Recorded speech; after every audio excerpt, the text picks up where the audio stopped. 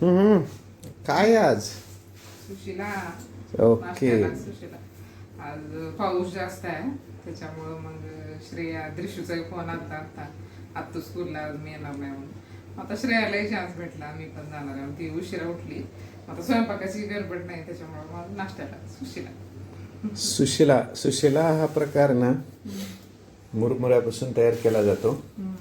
आणि इकडे सगळ्यात जास्त सुशिला हा प्रकार बिदर, कर्नाटकात बिदर साईड, इकडे महाराष्ट्रात लातूर जिल्हा, सोलापूरला सुद्धा छान सुशिला मिळतो.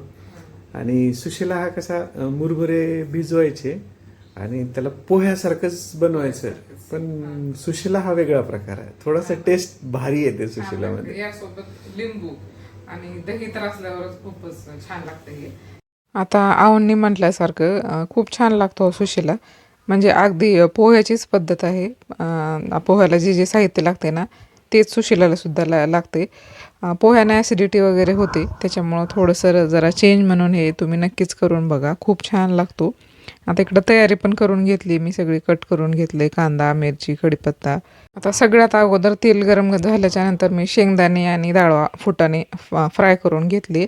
थोडेसे असे फोडणीत कच्चे कच्चे राहतात म्हणून सुरुवातीला फ्राय करून घेतले.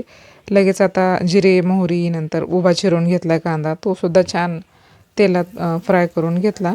नंतर आता कढीपत्ता, हिरवी मिरची, नंतर कोथिंबीर वरतून टाकून असं पोह्यासारखीच फोडणी द्यायचं आहे. आणि थोडंसं मला तिखट होईल असं वाटलं, त्याच्यामुळं थोडंसं मिरच्या त्याच्यातल्या बाजूला काढून घेतल्या मी. आता मुरमुरे पण छान पाण्यात भिजले, थोडंसं जास्त वेळेस भिजू द्यायचे, म्हणजे मऊ होतो असा कोरडा कोरडा, म्हणजे मऊ छान पण लागतो ना लहान मुलांना खाण्यासाठी, त्याच्यामुळं.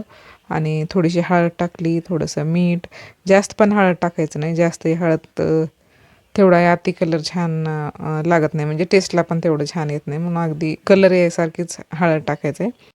तर शेवटी छान असं मिक्स करून घ्यायचं आहे, मीठ वगैरे लागले का ते टेस्ट करून बघायचं.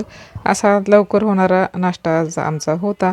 चला तर मग भेटूया पुढच्या व्हिडिओमध्ये. व्हिडिओला लाईक, शेअर, सबस्क्राईब करायला विसरू नका. तोपर्यंत बाय बाय.